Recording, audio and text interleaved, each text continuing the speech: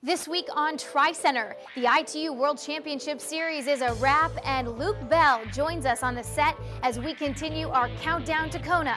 TriCenter starts now.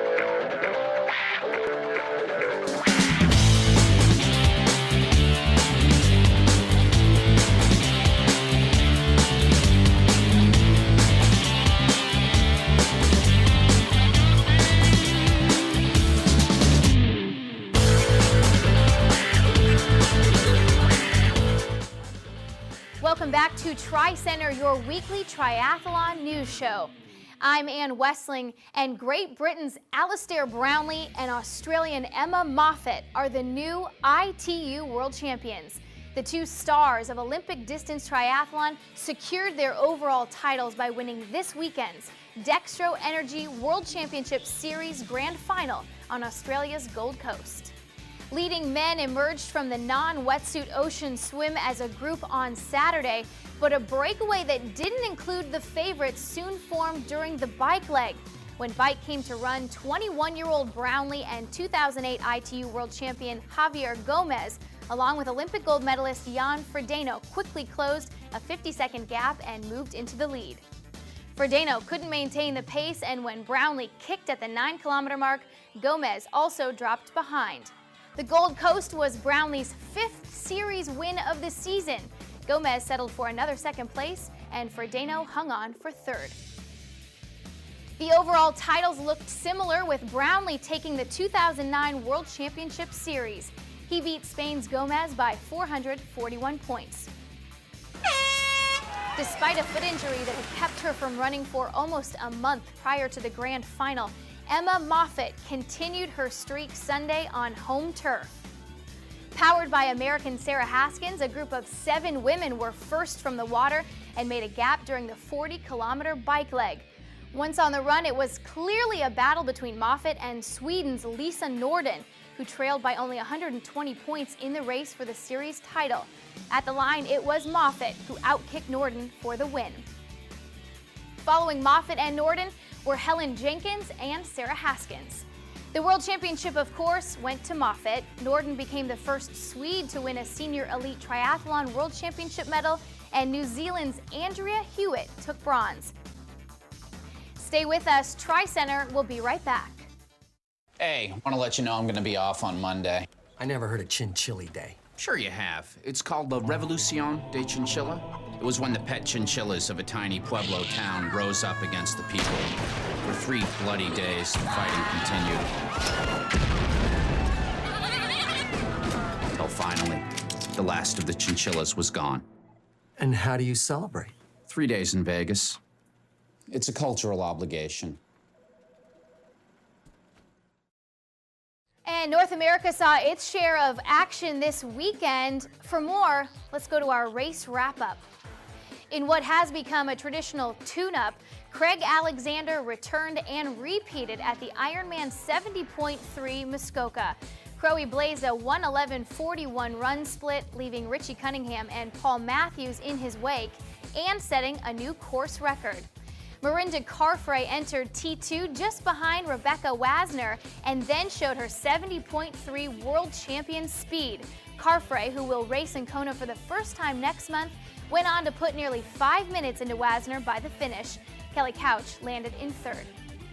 Repeat wins weren't in the cards at Ironman Wisconsin, the last full Ironman race before the Kona World Championships on October 10th. The men's title went to South African Reynard Tissink, who won in 8:45.19.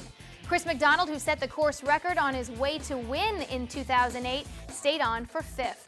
Defending champion Hillary Biscay fared slightly better than Mr. McDonald. She came back to finish in 3rd this year, behind American Amy Marsh and Irene Kinnegim of the Netherlands. TriCenter will be back after this short break. I'm a Tour de France stage winner. I'm an Olympic medalist. I'm a son. I am a husband. And because I'm all of these, I ride with my road ID. It's who I am.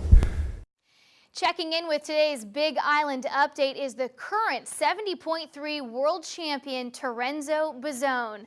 Terenzo, thanks for calling in. Who are you riding with and who have you seen while you're out training? About a week ago, Ben Hoffman and Lindsay Corbin arrived in, and it's been good hanging out with them. I haven't really spent much time with Ben in the past, so hanging out with him has been good. Nice to get to know the guy. He's a great kid, and yeah, he's an animal, biking, running, and swimming. So I think he'll do great things in the future. Also, Luke McKenzie just arrived yesterday. We went out for a bike ride today, and it was meant to be his easy day, and he had me almost on the rivet from the start. And then we went for a jog this evening, and again, had me on the rivet. We were running close to 6-minute miles for 45 minutes. So yeah, I think Luke will do great. I mean, he's had a great year. Got a few Ironman titles under his belt, and yeah, just that much more experience. I think he'll do good things here in Kona this year. Speed is probably your biggest weapon across all three sports. Does that mean that you'll try to race near the front, and are you comfortable doing that? I've come here to Kona this year more to learn about the race, and this year is just learning about Ironman. So I raced Ironman New Zealand in March, and then Germany again in July, and this is my first time here in Kona. So Kona Ironman is a total different ballgame, and Ironman here in Kona is different from Ironman anywhere else in the world. So learning about the course, learning about competition, how the races run, for me is primary. Just so maybe in 2 to 3 years' time, I'll be able to do some good things here on the island. Thanks for the call, Terenzo. In other Kona-related news, Chris Lieto has emerged from California's Eastern Sierras brimming with confidence. He spent the last couple of weeks training with runners Ryan Hall and Dina Castor. And Belgium's Rutger Beeke, a man who has top five finishes at the Ironman World Championships, won't be heading to the Big Island this time around. He was recently sidelined after seriously cutting his foot during an Olympic distance race in Belgium. He told TriCenter, "It's very tough not being at the starting line of the race you love to do most." Rutger, best of luck with your recovery. And TriCenter will be right back. Looking for a good long-term investment besides stocks and real estate? The Range Rover Sport is predicted to have the highest residual value in its class. Range Rover Sport, the luxury that's more than a luxury. Let's get into our countdown to Kona. With me is professional triathlete Luke Bell. Luke, thanks so much for coming. Thank you very much for having me.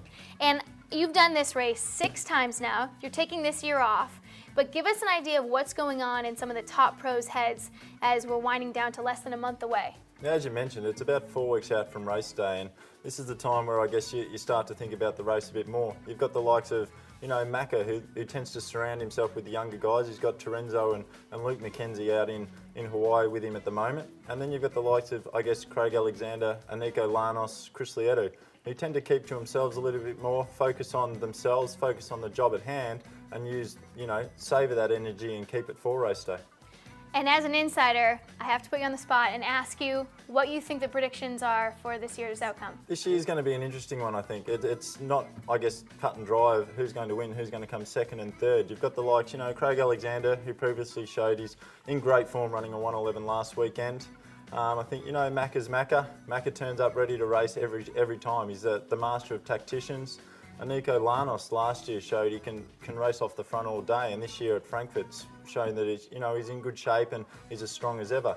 And then you've got the likes of Rasmus Henning, I think, that everyone's forgotten about. He's come from an ITU background, so they're saying he can't go the distance. But what everyone fails to see is he's raced 2 Ironmans earlier on in his career. He's gone 8:30, so he can go the distance. He's won Harvey twice in the ITU circuits. He's raced the Olympics, so he's definitely got the speed.